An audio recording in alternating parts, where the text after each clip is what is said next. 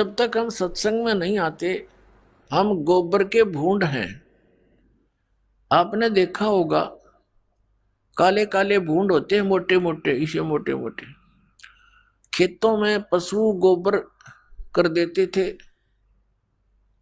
और वो क्या करते हैं, दोनों पति पत्नी, वो भूंड और बूंडनी, वो क्या करते हैं, गोबर लेते हैं, उसके ऊपर रेत लपेटते हैं, कहीं कोई देख ना ले इसना और छीन ले जाता रहता है। और फिर उनको धका धका के उसने अपने बिल में ठोक लेते हैं, सुरक्षित संग्रह करते हैं, कदे कहीं फिर मिल रहा है कोई ना यो गोबर है।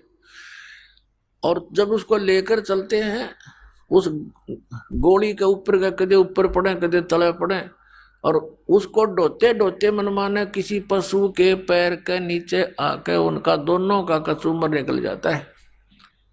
सारा जीवन खो दिया गोबर इकट्ठा करने में, 1 मिनट में मर गया, गोबर खा भी ना सके वे। तो ऐसे ही परमात्मा ने कहा ये माया पुजारी जीव है, ये कलयुग के लोग, और इनको ये भोग भी नहीं सके, इनको यही भी होग। और एक एक भूंड यानी भौरा, वो भी भूंड होता है, वो जाता था बाग में, उसने देखा कि ये दोनों मेरे सजाती मित्र पति पत्नी सारा दिन ये इस काम में लगे रहते हैं, सारा जीवन व्यर्थ कर देते हैं, और ये गोबर धरा धरा रह जाता है, ये मर जाते हैं। उनसे समझाने की चेष्टा की कि भाई मेरे साथ बाग में चला करो, वहां बड़े आनंद है, अच्छा आहार है, बड़े फल लगे हैं, सुगंधित फूल हैं। अब वो क्या कहते दोनों कि भाई तू हमारा टाइम वेस्ट मत करया करे, हमने काम बहुत से, तू है ठाली आदमी, बेला आदमी, तेने काम कोई है नहीं, बाग में धक्के खान जाओ, ना सो जा महाराज, जब बाग में जाएंगे तो ये गोबर कौन ढोएगा, कौन इकट्ठा करेगा। अब वो चला गया कि ये तो भाई नाराज हो गए। कुछ दिन के बाद फिर हिम्मत सी करके उनसे फिर चर्चा की। उस दिन उन्होंने कुछ थोड़ी देर ज्यादा समय तक सुनने की चेष्टा की, फिर भी लास्ट में ये कह दिया भी नहीं, हमें टाइम नहीं है, फुर्सत नहीं। अपना आत्मा एक भगत सत्संग में आया करता, सत्संग ले रखा था, और उसका मित्र था खास, उसने वो सत्संग ग्रहण नहीं किया, भगवान की भक्ति नहीं करता था। तो उसके पास जाता था मित्र, आप नाम लो, भगवान की भक्ति करो, चलो मेरे साथ सत्संग में। तो वो भी ये कहता था कि भाई मेरे पास टाइम नहीं, छोटे छोटे बच्चे हैं, तेरा तो दिमाग खराब हो गया, तूने तो अपना नाश करना है, तीसरे दिन भाग जा सत्संग में। कोई बात हुई। फिर वो मित्र फिर कुछ देर बाद जाता, क्योंकि उसको पता था कि वो गोबर ढो रहा है उन बूंदों की तरह। और वो कहता भाई फुर्सत नहीं, और बात बता, तो इसने छोड़ टॉपिक ने। एक दिन उसकी मृत्यु होगी, छोटे छोटे बच्चे थे, कटकी टिकट, ये कौन सा पटा लिखवा रखा, मराए को नहीं 100 साल तक।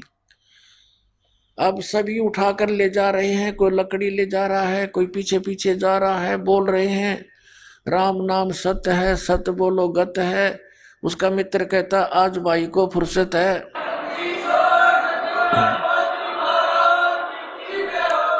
वो कहते हैं राम नाम सत्य है, सत्य बोले गत है, और वो कहता है आज इसको फुर्सत है। अब दूसरे कहते हैं अरे ठीक बोल लिया आज तो तू, इनका तो चोट लग रही है। उसने कहा तो इससे ठीक मैं बोल भी नहीं सकता, इससे ठीक और क्या बोलूं, आज इसने पूरी फुर्सत होगी, जब तक इसने 1-2 दिन का टाइम नहीं था मेरे साथ चलन का, अरे भी हो गया कति काम तय। तो पुण्यात्मा इन बातों को गहराई से सोचना पड़ेगा आपने। ये कोई डूम बाट के गीत नहीं है, महापुरुषों के दिए हुए एग्जाम्पल है, महापुरुषों के बताए हुआ ज्ञान है, हम बालक हैं, और उन महापुरुषों की बातों पर हमने कदम से कदम मिलाकर आगे चलना पड़ेगा, जब हम सफल हो सकते हैं। हम तो जीव संज्ञा में हैं, हमें क्या पता, हम अपनी सोच से सब लगे हुए। उधर से एक दिन फिर वो भूंड उनके पास आ गया। अब वो दोनों छोड़ के उस वो गोली ने, वो गोबर की ने बैठ गए। वो कहने लगे भाई एक बात बता, आप यहाँ आते हो ना, चर्चा करते हो बाघ की, तो हमें आनंद बहुत आता है, और आपके अंदर से महक आने लगी हमें अब।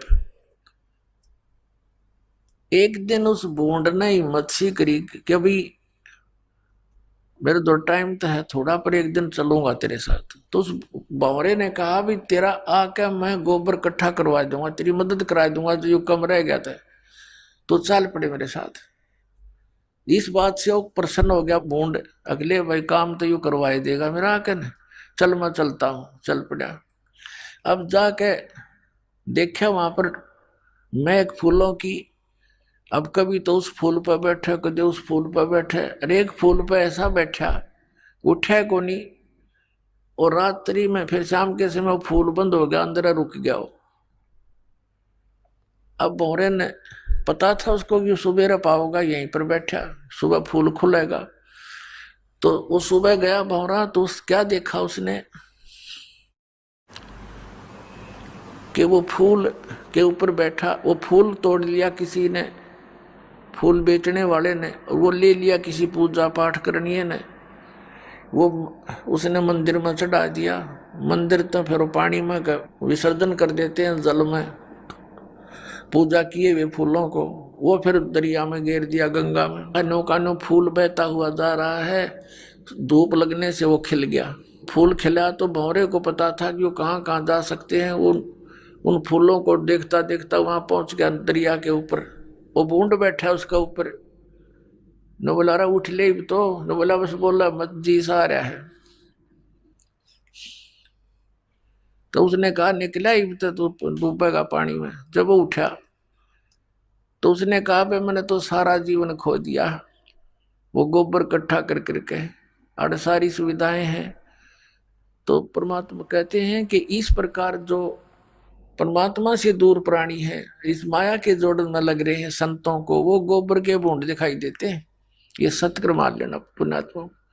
हमने इतनी माया चाहिए कितनी, साई इतना दीजियो जा मैं कुटुंब समावे, हम भी भूखे ना रहे अतिथि न भूखा जावे।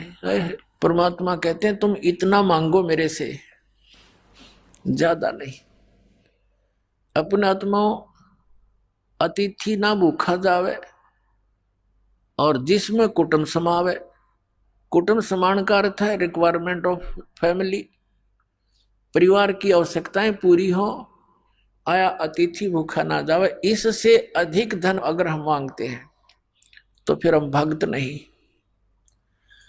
और पुण्यात्माओं परमेश्वर कहते हैं कल पे कारण कौन है, कर सेवा निकाम, और मन इच्छा फल दूंगा, जो पड़े जनिते काम।